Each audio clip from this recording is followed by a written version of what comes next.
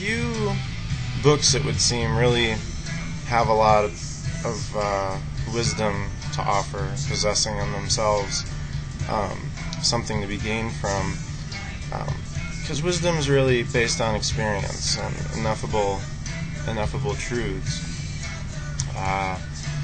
Such texts are rare and certainly significant. In my personal studies, I have found the Kybalion here to be a mystical text of significant, not only its teachings go back to great antiquity, but also significant use, being the Hermetic teachings, expressed in ways that are more simplistic and more clear than anything else. The present-day reprints of the Kybalion possess often commentary known by an anonymous group known as the Three Initiates, whoever they may be. I've kind of outlined roughly the core tenets or highlights from it, though I would definitely suggest acquiring this text for yourself if these kind of pursuits are something you're interested in. First and foremost, some people that I've networked with or talked with in the past, it goes back and forth about these ideas of the light and the light of which that operates the matrix grid of our reality and so forth. Regardless of where it came from, and regardless of the nature of the physical world being kind of this illusion, the Hermetic principles are designed as these are the keys of how this illusion operates, how we can operate it, to serve, to understand, to serve on the higher, to rule the lower, to understand the nature of the universe and how this framework has been set out. First and foremost, with the Hermetics being a sealed, closed tradition, the lips of wisdom are sealed, except to the ears open with understanding. The all is the mind, the universe is mental, psychological projection.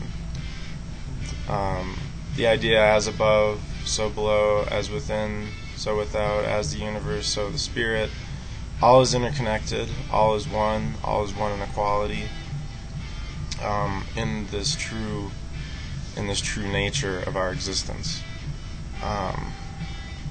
When the ears of the student are ready to listen, the teacher will appear to fill them with wisdom. This has been in other versions we have heard, when the student is ready, the teacher will appear. As far as the nature of the universe, the vibratory nature of the universe, everything's vibrating, everything moves, nothing rests, all things are energy. Energy is everywhere and everything, and energy is in motion. And in our physical, the way we are perceived, our physical world, things are in duality and in polarity. Everything has opposing elements, like and unlike, but these are the same. Opposites are identical in nature, only different in degree, the way that we are perceiving them. Everything flows in and out, the ebb and flow. All things possess their tides, the rise and fall of the pendulum swing, the rhythm, which manifests in all things that are moving. All causes have their effects. Every effect has cause, causal relationships. Things happen in accordance with the universal laws of motion, things being put in motion. Chance and coincidence being names or words for a law that has gone unrecognized. But nothing escapes this program, this law of the universe on which everything operates. The possession of knowledge in and of itself, unless it's accompanied by expressions through which action may be undergone, is kind of like the hoarding of precious metals and gems, where unless it is used wisely, it really has no value. And then, of course, as we find with common self-help systems today, is change your mind state, you change your vibrations using the law of polarity, and concentrate on the opposite pole, thereby destroying the undesirable by changing its polarity. Obviously, to temper anger, use tranquility, whatnot, whatever it is that we want to do in our mind, we simply need to adjust our vibrations and our attentions to that, and that will become our focus, that will become what we have an energetic exchange with in this reality.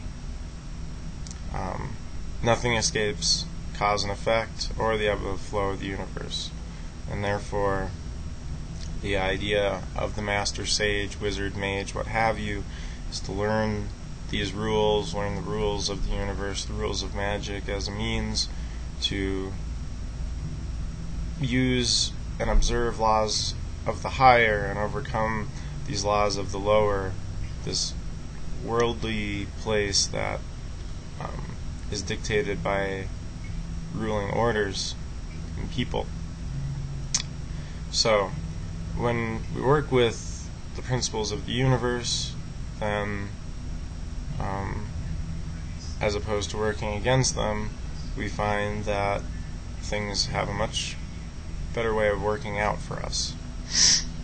And as long as we remember that everything that we experience, see, and all that is in this world is mental, that the all, the universe, and our way of communicating and experiencing with the source of all being is mental, then we realize that we're in a little bit more control than some might have originally thought.